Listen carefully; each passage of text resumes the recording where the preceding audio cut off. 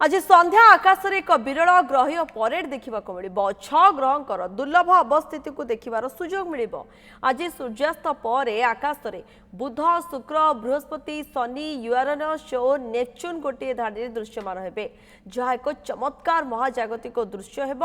आकाश स्वच्छ रहिले भारतर प्राय प्रत्येक स्थान में 6 ग्रहर विरल परेड दृश्यमान हेब। पश्चिम दिग्बलय आड़कू यह दृश्य देखा सहर बासिंदा छात उपरू किंबा खोला पड़िया उज्जवल ग्रह को सहजरे देखिपारे। गाढ़ अंधकारमय आकाश यह दृश्य को आहरी स्पष्ट कर कम आलोक प्रदूषण युक्त स्थान को जीवाक पड़ो। एपरिक सहरांचल राति शुक्र और बृहस्पति को देखिहेब।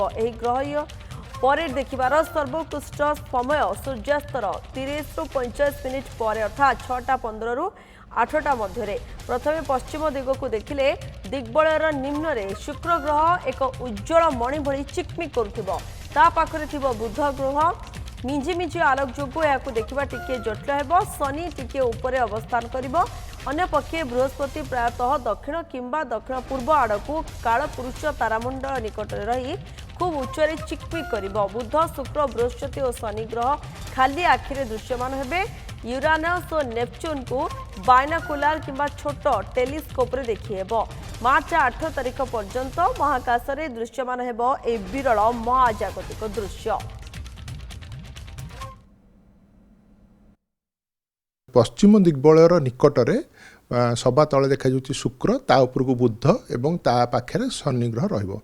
आउ नेपच्यून ग्रह मध्य शनि ग्रह निकटरे रही किंतु नेपच्यून ग्रह को आमको देखा गले दूरवीक्षण दरकार किंतु बुध शुक्र और शनि ग्रह को आम खाली आखिरे देखिपर किंतु सेटिपेंका आमर पश्चिम दिग्बलय पूरा आलोक मुक्त धूली मुक्त रहिबा दरकार। एगुड़िक साधारणतः भुवनेश्वर कटक भली बड़ बड़ सहर में देखा किंतु ग्रामांचल रे जोठी आलोक प्रदूषण नाही धूली प्रदूषण नाही से जगार खाली आखिरे आम अंततः पक्षे शुक्र और शनि ग्रह को देखिपर। बुध ग्रह बहुत कम उज्जवल होता देखा कष्टकर किंतु परिष्कार आकाश रहिले देखिहेब।